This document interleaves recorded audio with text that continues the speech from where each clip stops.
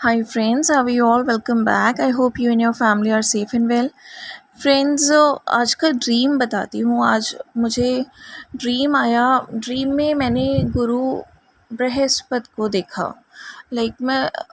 मैं थी और साथ में मेरे 2 डीएफ्स थी जो कि हम लोग कुछ ना कुछ लाइफ पाथ ढूंढ रहे थे अपने लिए। और हमें पता चलता है कि यहाँ पे हमारे घर के पास ही मुझे ऐसा दिख रहा था कि किसी लोकेशन पे एक गुरुजी रहते हैं और हम उनके पास जाते हैं तो देयर वी फील लाइक वो जो भी बताते हैं हमें हमारी लाइफ से जुड़ी हुई बातें होती हैं। मुझे याद नहीं उन्होंने हमें क्या कहा, लेकिन मुझे ये याद है कि उनका जो स्वरूप है वो उस तरह का था जैसे कि हम बहुत सारे माइथोलॉजिकल प्रोग्राम्स में गुरु बृहस्पति का रूप देखते हैं। वो बिल्कुल बिल्कुल सेम थे वैसे। और हमें फीलिंग आ रही थी कि लाइक ये हमें जो भी बता रहे हैं वो बिल्कुल सही है और हमें हमारी बात का जवाब मिल गया है और उसके बाद हमारी लाइफ पाथ हम वैसे ही चलना स्टार्ट करते हैं। तो इट रिप्रेजेंट्स के जो गुरु हैं बृहस्पति जी हैं, वो हमारे लाइफ पाथ को गाइड करने में हमें हेल्प कर रहे हैं। और अगर हम मेडिटेशन करते हैं या उनको प्रार्थना करके अपना लाइफ पाथ पूछते हैं उनसे, तो वो डेफ़िनेटली हमारी हेल्प कर रहे हैं। ठीक है। बृहस्पति जी को प्रसन्न करने के लिए आप अपने एंसेस्टर्स को बहुत अच्छे से आप उनको याद करके उनको अच्छी वाइब्स भेज सकते हैं। उनको प्रे कर सकते हैं कि वो आपको अच्छे से रास्ता दिखाएं, जब भी आपको गाइडेंस चाहिए वो आपको गाइड करें। और आप नीडीज़ की हेल्प कर सकते हैं। ठीक है। तो जब आप अपना लाइफ पर्पस करते हैं, किसी नीडी को हेल्प करते हैं या अपने एंसेस्टर्स के नाम से किसी नीडी को दान करते हैं या कुछ भी, तो आपके जो बृहस्पति प्लैनेट हैं वो प्रसन्न हो जाते हैं, वो अलाइनमेंट में आ जाते हैं and it gives you very good results. क्योंकि आपको बहुत लाइफ में बहुत सारी चीज़ें आपकी अलाइन हो जाती हैं और you get a lot of success, you get a lot of wisdom, and you definitely see 100% results in a lot of disturbed aspects of yours। ठीक है। तो ये तो हुई बात ड्रीम की। और इसके अलावा मेडिटेशन विज़न ये था कि जो फेमिनिन हैं उनको अपने आप में ही फीलिंग आ रही है कि वो अर्धनारीश्वर स्वरूप में आ गई हैं। पहले ऐसा होता था कि फेमिनिन्स को इमेजिन करना पड़ता था कि वो शक्ति स्वरूप का हैं और जो उनके मैस्कुलिन्स हैं वो शिव स्वरूप हैं और दोनों मिल जाते हैं तब वो अर्धनारीश्वर स्वरूप में आते हैं, उनकी एनर्जीज़ बैलेंस्ड है। लेकिन अब फेमिनिन्स को ऐसा इमेजिन नहीं करना पड़ रहा। जो फेमिनिन्स हाई एनर्जी में आ गई हैं, जो 6th डायमेंशन की तरफ अब बढ़ रही हैं, उनको ऑटोमेटिकली मेडिटेशन के टाइम या with in their own behaviour, उनके डेली के डिसीजन मेकिंग्स, अपना काम करने का पैटर्न, अपना एनर्जी लेवल, उससे समझ आ रहा है कि वो अर्धनारीश्वर स्वरूप में आ गए हैं। मेडिटेशन में जैसे मैंने देखा कि फेमिनिन जो है वो बिल्कुल अर्धनारीश्वर स्वरूप उनके अंदर ही है और वो बिल्कुल जैसे कि शिव और शक्ति एक बैलेंस में होते हैं, वो बिल्कुल बैलेंस में है। और इस टाइम कुछ भी इमेजिन करने की ज़रूरत नहीं पड़ी। अर्धनारीश्वर स्वरूप अपने आप में कंप्लीट था। दैट मीन्स फेमिनिन अब जिस हायर एनर्जी लेवल पर पहुंची हैं, बिल्कुल सेम उसी लेवल पर मैस्कुलिन्स भी पहुंच गए हैं अपनी फेमिनिन को फॉलो करते करते। और दोनों ही अब एकदम कम्प्लीटली अलाइनमेंट में हैं और सेम पेज पर हैं अपनी जर्नी के। ये तो एनर्जी हुई कि जहाँ हम 5th डायमेंशन को छोड़ के 6th डायमेंशनल एनर्जी की तरफ बढ़ रहे हैं, वहाँ पे ये मेडिटेशन विज़न था।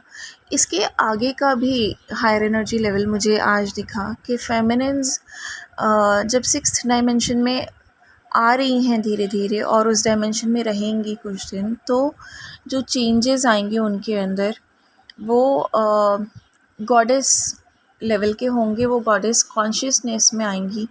और ये इस तरह से फैसिलिटेट करेंगे यूनिवर्स के जैसे कि फेमिनिन्स हैं, अभी भी बहुत सारी फेमिनिन्स को ऑलमोस्ट 1 हफ़्ते से मेमोरी लॉस का इशू आ रहा होगा। बहुत छोटी-छोटी बातें आप भूल रहे होंगे करते-करते, या जैसे ही कोई चीज़ आप करने लगे आपके माइंड में आया कि अरे ये काम रह गया और आपने सोचा मैं भी करती हूँ। उसके बाद आप कुछ और काम करने लग जाएँगे और आप भूल जाओगे, इंस्टेड ऑफ वो एक जो ऑटोमैटिकली ब्रेन के थ्रू रिमाइंडर आता है आपको उस चीज़ का, उसके बावजूद आप भूल जाओगे उस चीज़ को करना।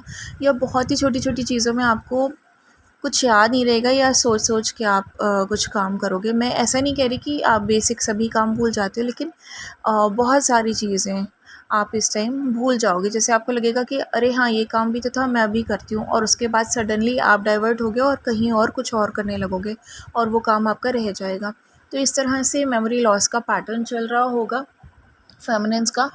ये जो मेमोरी लॉस का पैटर्न है, ये प्रॉब्लमैटिक बिल्कुल भी नहीं है। ये इसलिए है क्योंकि हम अपनी जो भी 3D क्रॉस करने के बाद जब हम 5D में आए, तो उस टाइम भी हमारे अंदर जो कतरे रह गए थे, जो टॉक्सिन्स रह गए थे, जो नेगेटिव एनर्जीज़ थोड़ी-थोड़ी हमारे अंदर रह गई थी, अब हम वो सब अपने अंदर से निकाल रहे हैं, या ये कहिए कि यूनिवर्स हमें हेल्प कर रहा है कि वो कतरे भी जो हैं वो अब हम अपने अंदर से निकालें, और जो हमारा डीएनए है वो क्रिस्टलिन फॉर्म में आ रहा है, एकदम एक प्योर सेक्रेट फॉर्म में आ रहा है।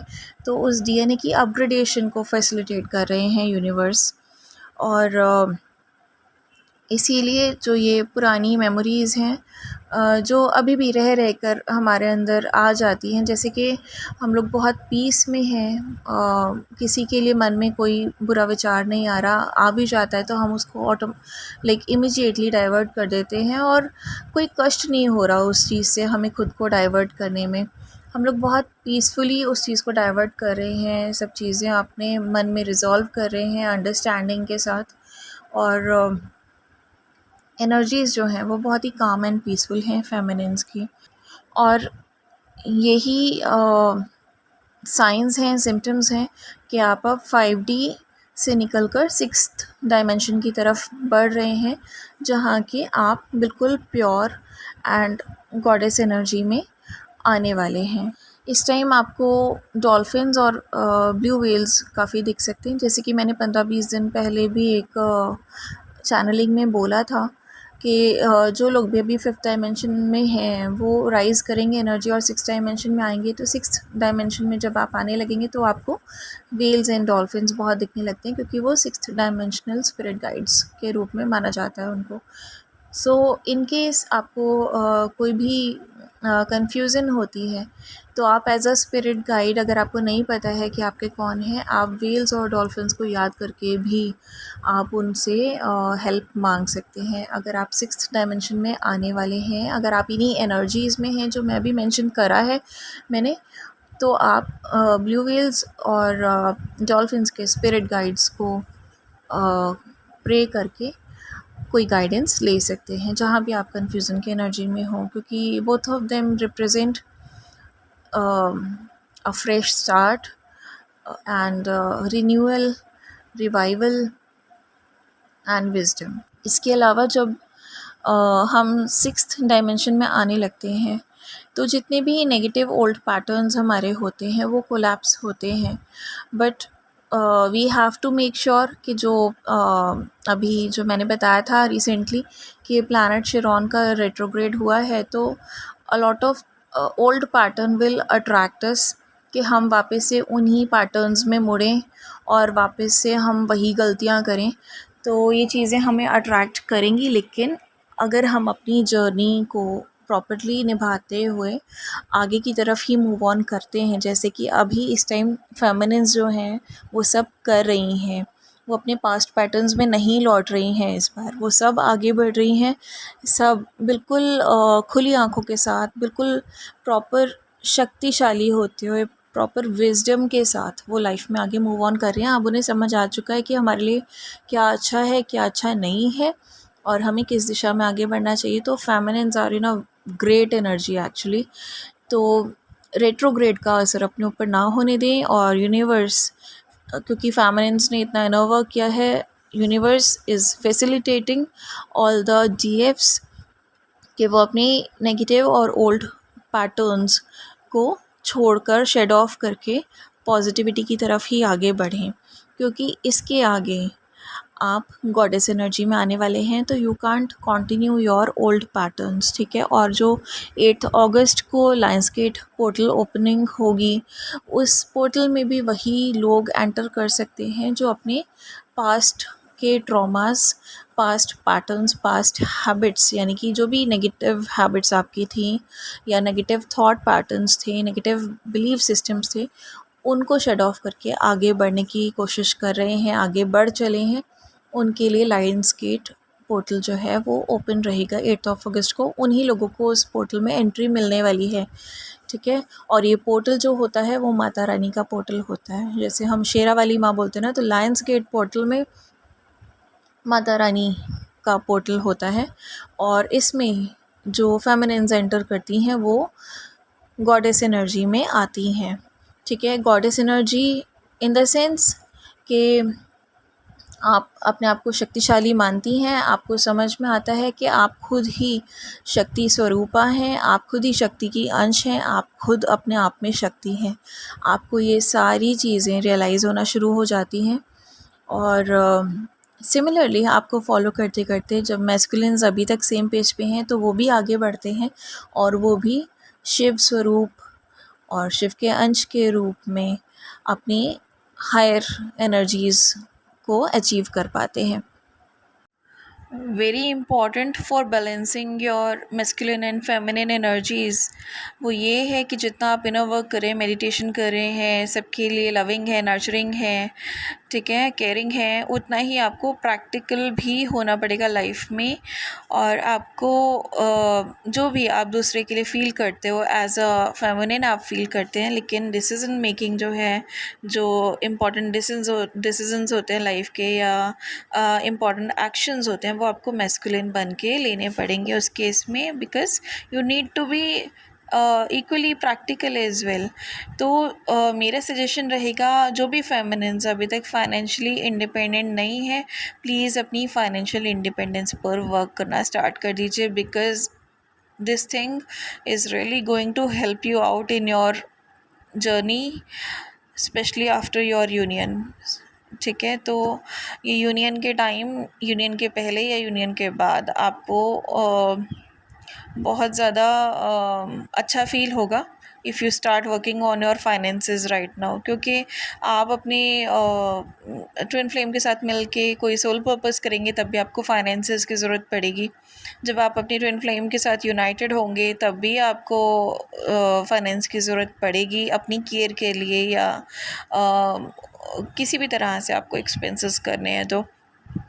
और बहुत सारे केसेस में like story can be something like आपका अच्छा ही होगा, डेफिनेटली आपके साथ कुछ गलत नहीं होने वाला है, but in that case as well अगर आप फाइनेंशियली इंडिपेंडेंट रहेंगे, it will be an additional advantage to you, and your union and your journey will be much more smoother if you will be financially independent. So ये मैंने पहले भी कहा था and I'm repeating it today because मेरे पास ऐसे messages आ रहे हैं feminines के जिसमें चीज़ें अच्छी हो रही हैं, यूनियंस हो रहे हैं, बातें शादी तक आ रही हैं, लेकिन स्टोरी इज़ समथिंग लाइक यहाँ पे फेमिनिन को खुद से रियलाइज़ होगा कि कितना इम्पॉर्टेंट है उनके लिए फाइनेंशियली इंडिपेंडेंट होना, सो दैट उनकी जो यूनियन है वो स्मूदर साइड पे हो, उनकी जर्नी और स्मूथ हो जाए, ठीक है। तो this is my advice to you. और सिक्स्थ डायमेंशन जब आएगी तो जैसे कि मैंने कल की रीडिंग में भी कहा था, कल के चैनलिंग में भी कहा था कि सिक्स्थ डायमेंशन के एसेंशन में बहुत सारे यूनियंस जो होंगे वो परमानेंट यूनियंस होंगे, क्योंकि अवेकनिंग का लेवल, एसेंशन का लेवल इतना हाई है कि यूनियंस जो हैं वो परमानेंट लेवल पर हो सकते हैं जब आप सिक्स्थ डायमेंशन में एंटर कर जाते हैं।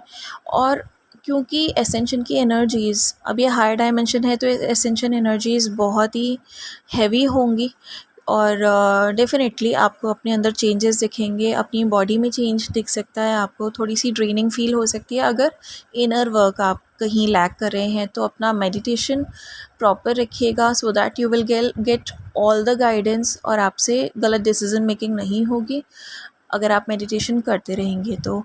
और प्राणायाम अपना कंटिन्यू रखिए, सिंस एनवायरनमेंट ऐसा है कि प्राणायाम बहुत इम्पॉर्टेंट है, प्लस आपका फोकस होना अपने काम पर, अपनी एनर्जीज़ पर बहुत ही इम्पॉर्टेंट है। आपको डाइवर्ट होने का कोई काम नहीं है। Now you need to be focused on your life purpose and all your work. अपने सेल्फ लव में आपको रहना है। You need to really take care of your self, क्योंकि एसेंशियल एनर्जीज़ जो हैं वो हैवी रहेंगी। Yoga is very important at this point of time, क्योंकि एसेंशियल एनर्जीज़ को एब्जॉर्ब करने के लिए yoga will help us out. क्योंकि अगर ये छूटा तो फिर बॉडी एक, बोन्स में पेन और पता नहीं क्या क्या हम लोग फेस करते हैं। तो that is very important to be in strength. और योगा हेल्प्स अस कि इजीली हमारा जो अपग्रेडेशन है, हमारा जो डीएनए है वो इजीली अपग्रेड हो जाए, हम एसेंशियल एनर्जीज़ को इजीली एब्जॉर्ब कर लें। तो एवरीथिंग इज़ इंटर रिलेटेड। अगर आपको इनर वर्क के लिए कहा जाता है तो वो आप ही के लिए कहा जाता है। ऐसा नहीं है कि आप अपने डीएम के लिए इनर वर्क करते हो, बेसिकली वो इनर वर्क आप अपने लिए करते हो। एंड बिकॉज ऑफ मिररिंग जो आपके डीएम्स हैं उनकी एनर्जीज़ भी लेवल अप होती जाती हैं, राइज़ होती जाती हैं, ठीक है। तो how you will take care of your self in this time, ये मेरे को माता रानी की कल मेडिटेशन विज़न आई थी, जो कि मैं आपको बताना भूल गई थी। होता क्या है कि जो इम्पोर्टेंट चीज़ होती है वो मैं बताने लगती हूँ और इतना समझा देती हूँ उसके बाद चीज़ें कि अगर उसके अलावा भी कोई और विज़न होती है तो, और मैंने नोट नहीं की है वो, तो मैं कई बार भूल जाती हूँ। एंड येस्टरडे इट हैपेंड कि मैंने नोट नहीं किया था और वो स्किप हो गया। बट आज मैं आपको बता देती हूँ कि किस तरह से आपको टेक केयर करना है अपनी फेमिनिन्स के लिए। पर्टिकुलरली मेरे को आया था राधा रानी की तरफ से कि लिप्स के लिए, अगर आपको लिप्स में कोई इशू होता है, लिप्स की स्किन में कोई इशू होता है, क्योंकि एनर्जीज़ हैवी होती हैं तो डेफिनेटली बॉडी पे असर होता है, फिज़िकल बॉडी पे, क्योंकि ये 3D फिज़िक है हमारे पास, ह्यूमन बॉडी में है हम, राइट। और एनर्जीज़ हैं हायर लेवल की, तो कहीं ना कहीं बॉडी में इम्पैक्ट आता है। तो अगर आपको लिप्स से रिलेटेड कोई इशू हो रहा है तो आप बीट रूट यूज़ कर सकते हैं अपने लिप्स में, या बीट रूट का कोई भी लाइक लिप जेल या कुछ क्या बोलते हैं, वेस्लीन टाइप बना के रख सकते हैं अपने पास, and you can use it again and again. और it will help in enhancing your beauty as well, ठीक है। क्योंकि आप गॉडेस एनर्जी में आने वाले हैं, 6th डायमेंशन में आने वाले हैं, बहुत सारी हमारी नेगेटिविटीज़ हमारे शरीर में से निकलेंगी, टॉक्सिन्स निकलेंगी, तो डेफिनेटली हमारी ब्यूटी एनहेंस होगी। लेकिन एनर्जीज़ हैवी हैं तो हमें अपनी टेक केयर भी करनी पड़ेगी। और ब्यूटी एनहेंस करने के लिए और टेक केयर करने के लिए, दोनों ही चीज़ों को बैलेंस करने के लिए दिस इज़ इम्पॉर्टेंट कि ये जो मुझे 3-4 रेमेडीज़ मुझे मेडिटेशन विज़न में दिखी माता रानी की तरफ से, I am conveying those two you. कि पहली तो यही हो गई कि लिप्स के लिए आप बीट रूट यूज़ कर सकते हो, बीट रूट का जूस यूज़ कर लो, जेल फॉर्म में उसे बना के रख लो या वैसलीन के फॉर्म में बना के रख लो। और आंवला जूस मुझे पीती हुई दिखाई दी थी माता रानी, ऑल्दो वो ब्लैक ड्रिंक था तो मुझे समझ नहीं आ रहा था ये क्या है, but according to the sequence I understood के दैट इज़ आंवला जूस। और वो ये रिप्रेजेंट करता है कि your body will need a lot of vitamin C during this ascension. तो विटामिन सी आप यूज़ कर सकते हैं। विटामिन सी के जो भी जूसेस होते हैं, आंवला जूस यू कैन कंज्यूम। और अगर आपको आंवला नहीं सूट करता ड्यू टू एसिडिटी या कोई भी एसिडिक इश्यूज़ अगर आपकी बॉडी में, if you feel like you notice, तो आप विटामिन सी से रिलेटेड कोई और चीज़ का जूस भी कंज्यूम कर सकते हैं। नींबू में भी विटामिन सी होता है तो you can consume a lot of shikanji as well. वो इस गर्मी में और एसेंशियल एनर्जीज़ में, ड्रेनिंग में आपको हर तरह से राहत देगी, ठीक है। और फेस के लिए जो कुछ भी आप यूज़ करें, नेचुरल टू नेचुरल चीज़ें आप यूज़ करेंगे तो बहुत अच्छा रहेगा, दैट्स व्हाट आई बिलीव। और हेयर के लिए जो मुझे विजन्स दिखे थे वो ये थे कि मेथी दाना और कलौंजी, आई यूज़ दिस रेमेडी ऑलरेडी, और मुझे ये वापस से दिखा भी मेडिटेशन विजन्स में। तो हेयर के लिए आप मेथी दाना और कलौंजी को लाइक 1 स्पून या 1 स्पून मेथी दाना and half spoon kalonji, you can mix it और एक बोल पानी में आप उसे डिप करके रख सकते हैं रात भर के लिए। सुबह या जिस टाइम भी आपको you need to apply it, आप उसको नेक्स्ट डे ग्राइंड कर लीजिए। रात को अगर भिगोते हैं तो सुबह के time like after 5-6 hours of soaking आप उसको ग्राइंड कर लीजिए, तो it will convert into a gel. जैसे एलोवेरा जेल होता है उस टाइप के जेल कंसिस्टेंसी में वो कन्वर्ट हो जाता है ग्राइंड होके, and then you can apply it on your hair on your scalp as well and roots of your hair. और इसको लेकिन आधे घंटे के अंदर ही धो लेना चाहिए। आपको अपना हेयर वॉश कर लेने चाहिए, हेड बाथ ले लेना चाहिए इसके आधे घंटे बाद ही, क्योंकि वंस ये चिपक जाता है अगर आपके सिर में ड्राई होके तो फिर बहुत देर तक इसको निकालना पड़ता है। कोम्बिंग से ऑल तो निकल जाता है बट वो बार बार कहीं ना कहीं और उसके तिनके दिखते रहते हैं सिर में। तो आधे घंटे के अंदर, and this is such a fast remedy कि आपको आधा घंटा ही अप्लाई करना है, 2-3 घंटे लेके नहीं बैठा रहना, और आपके हेयर जो हैं वो शाइनी हो जाते हैं, हेयर फॉल आपका कम होता है, हेयर रीग्रोथ होता है, और बाल जो हैं वो वाइट ग्रे नहीं होते, ब्लैक रहते हैं। ठीक है, तो जो भी न्यू हेयर आते हैं वो ग्रे नहीं आते if you follow this remedy regularly. ठीक है, तो ये जो भी रेमेडीज़ हैं ये बहुत अच्छी रेमेडीज़ बताई गई माता रानी की तरफ से। मुझे बड़ी खुशी सी हो रही है कि राधा रानी ने हमारा इतना ख्याल रखा कि हमें ये रेमेडीज़ बताई गई, और मैं सबको कहूँगी कि आप उन्हें थैंक यू बोलिए, और ये रेमेडीज़ आप अगर फॉलो करना चाहें तो डेफ़िनेटली फ़ॉलो कर सकते हैं। ये उनकी तरफ से एडवाइस हैं आपके लिए। ठीक है, और डीएम की जो एनर्जीज़ आ रही हैं, जो पिक हो रही हैं, वो नाइट के टाइम में काफ़ी लविंग एनर्जीज़ थी डीएफ के लिए, अडोरेबल वाली एनर्जीज़ थी। और जो आज सुबह भी एनर्जीज़ आई वो भी काफ़ी अडोरेबल एनर्जीज़ आ रही थी, और like they are in very much gratitude towards their DF कि वो उनकी लाइफ में आई, और बहुत ज़्यादा रिस्पेक्ट कर रहे हैं वो उनकी डिविनिटी को समझ रहे हैं। और डीएम्स की जो एनर्जी है ऑब्वियसली जब अब फिर से एसेंशन है और उनकी एनर्जीज़ ऑल्दो राइज़ हो चुकी हैं, प्लस अब 5th डायमेंशन से भी आगे बढ़ रही हैं, जस्ट लाइक डीएफ्स। अवेकनिंग कंप्लीट होने वाली है, कई डीएम्स की हो गई है, एज आई ऑलवेज से। और ऐसे में क्या होता है कि मैंने पहले भी समझाया था कि डीएम की जो एनर्जी है वो मैच नहीं करती कार्मिक से, and this all leads to breakups and endings and new beginnings. ठीक है, because it also happens with us. आप ये देखो कि ऐसे बहुत सारे रिश्ते, बहुत सारी फ्रेंडशिप्स, बहुत सारे रिलेशंस जिनसे हमारी पहले बातचीत होती थी, अब अगर वो 3D वाली ही टॉक्स करते रहते हैं, लाइक लोअर लेवल की टॉक्स करते रहते हैं, नेगेटिविटी हमें फ़ील होती है उनमें, या वो बुराई भलाई चलती है, या हमें ऐसा लगता है कि उनकी लाइफ बिल्कुल एमलेस है, वो किसी एम पे काम नहीं करना चाहते, बस वही सेम बातें हर वक्त होती हैं।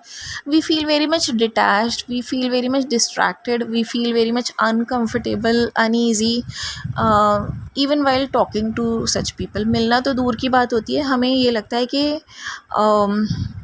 फ़ोन पे भी मतलब हमें बात करने में ना थोड़ी देर में, even if we are caring about them, फिर भी हम उनसे बात करने में थोड़ी देर के लिए हमें ऐसे लगता है लाइक 5 मिनट बात करने के बाद कि बस अब नहीं बर्दाश्त हो रहा। ठीक है, ऐसे लगने लगता है कि वही बातें कब तक हम सुने, और we feel very much negative and distracted. हमारा मन नहीं करता उसके बाद बात करने का। ठीक है, तो चाहे कोई भी रिलेशन्स हो, ऐसा नहीं कि किसी ने हमारे संग बुराई किया हो तो ही हमें ऐसा फ़ील हो रहा है, but it's happening in general के नॉर्मली भी हमसे कोई बात कर रहा है तो हमें ऐसा लग रहा है कि जैसे ये बिल्कुल एमलेस बात कर रहे हैं, इनकी लाइफ मतलब they are not taking life in the way it should be taken. And we are feeling कि कोई एम नहीं है, कोई पर्पस नहीं है फॉलो कर रहे हैं, और हम कुछ समझाते हैं तो समझना नहीं चाहते हैं, और वही पुराने ट्रॉमास को लेके रो रहे हैं, वही पुराने वुंड्स, वही पुरानी बातें, and they are just not rising above from all the stuff, and we feel very much uncomfortable in talking to them. ठीक है, तो वी फील लाइक के ठीक है, बात तो करनी है, और इम्पॉर्टेंट भी है। कई रिलेशनशिप्स हमारे ऐसे होते हैं, फैमिली के ही होते हैं, जहाँ हमें डेफ़िनेटली उनकी चिंता होती है, उनकी केयर होती है, बात भी हम करते हैं, लेकिन वी डोंट फील लाइक कि हम बहुत देर बात करें, क्योंकि जब वो इस तरह की बात करने लगते हैं तो we become very much uneasy. ठीक है, तो सेम डीएम्स के साथ हो रहा है, उन्हें कार्मिक्स के साथ ऐसा फ़ील हो रहा है। तो इस वजह से बहुत सारे डीएम्स की जो एनर्जीज़ हैं, लाइक ब्रेकअप हुए हैं, एंडिंग्स हुई हैं, और बहुत सारे डीएम्स की एनर्जी जो अभी भी कार्मिक को इन केस थोड़ा बहुत मनाने की या बात करने की कोशिश कर भी रहे होंगे, या केयर शो करने की कोशिश भी कर रहे होंगे, वो भी इतने ही डिस्ट्रैक्टेड रहेंगे, डिटैच रहेंगे, इतना ही उनको भी अनकंफर्टेबल फ़ील होगा अपने कार्मिक के साथ, क्योंकि भाई कार्मिक तो उसी लेवल से बात कर रहा है, 3D लेवल से ही बात कर रहा है, और डीएम की एनर्जी 6th डायमेंशन को पहुंच रही है, तो उसको कहाँ से उनकी बात समझ में आएगी, उसको नहीं जचेगी उनकी बात। वो अगर बात करना भी चाहेंगे तो भी वो 5 मिनट के अंदर इतने डिस्ट्रैक्टेड फील करेंगे, इतने अनकंफर्टेबल हो जाएंगे कि उनका मन ही नहीं करेगा कार्मिक से बात करने का, और झगड़े होते हैं ऐसे में, क्योंकि दो लोगों की एनर्जीज मैच नहीं करती, तो ऐसा लगता है कि यार क्यों ये बातें कर रहे हो। और कार्मिक्स को क्या होता है कि उनको उनकी एनर्जी समझ नहीं आती डीएम्स की, कि यार ये तो अलग ही बात कर रहा है, और डीएम को कार्मिक की एनर्जी समझ नहीं आती। तो that's how the process of endings happen and new beginning start. Important सिर्फ ये है समझना कि जब डीएम्स आपके पास आते हैं, you are not suppose to be rigid, आपको फ्लेक्सिबल रहना है। मैं पिछले 3 वीडियोस से यही बात रिपीट कर रही हूँ बार बार। फिर भी कुछ डीएम्स का मैसेज आया मेरे पास, दे बिहेव्ड अ बिट रिजिड, और डीएम ने उनको ब्लॉक कर दिया। ठीक है, क्योंकि आपने ईगो से काम लिया तो उनकी भी ईगो जाग गई, तो उन्होंने भी ब्लॉक कर दिया। तो ये मत करिएगा। अब अगर डीएम्स आपके पास आते हैं तो उन्हें हीलिंग की भी रिक्वायरमेंट होगी, उन्हें सपोर्ट की भी रिक्वायरमेंट होगी, और उन्हें आपकी बहुत ज़रूरत फ़ील होगी। वो अगर नहीं अभी तक आपको कांटेक्ट कर पाए हैं, दैट मीन्स उनको रियलाइजेशन तो है आपकी, लेकिन जस्ट एक ये होता है कि मैं अब किस तरह से वापस जाऊं, तो वो रास्ता उनको निकालने दीजिए। If they are sure about you, if they are willing to commit to you, तो वो आएंगे आपके पास। ठीक है, तो आपको अभी इतना इन्वॉल्व नहीं होना है कि आप उनसे कोई एक्सपेक्टेशंस रखें। आप as a healer, as a good friend, या एज अ वेल विशर, या उनके अपने बन के उनसे बात करिएगा, उनको हील करने की कोशिश करिएगा, और एक्सपेक्टेशंस अभी कुछ मत रखिएगा। If they commit to you, well and good, otherwise एक निर्धारित टाइम पे जो डिवाइन टाइमिंग आएगा, डेफिनेटली आप दोनों एक हो जाएंगे, रीयूनियंस हो जाएंगे, परमानेंट यूनियंस हो जाएंगे। चीज़ें उसी तरफ आगे बढ़ रही हैं, उसी प्रोसेस में आगे बढ़ रही हैं। तो हार मत मानिएगा, स्टेप बैक मत करिएगा अब यहाँ से, जबकि यूनियंस बिल्कुल ऑलमोस्ट सामने है। ठीक है, और don't give up at all. और डीएम्स जो आए तो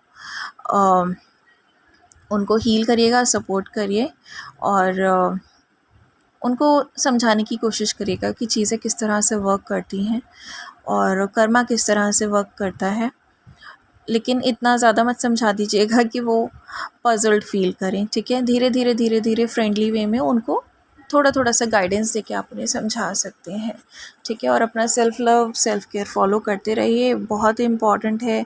राधा रानी अगर आपको एडवाइस दे रही हैं इस तरह के, तो दैट मीन्स आपको सेल्फ़ लव और सेल्फ़ केयर की बहुत ज़्यादा ज़रूरत है, हम सभी को ज़रूरत है, and we need to follow it.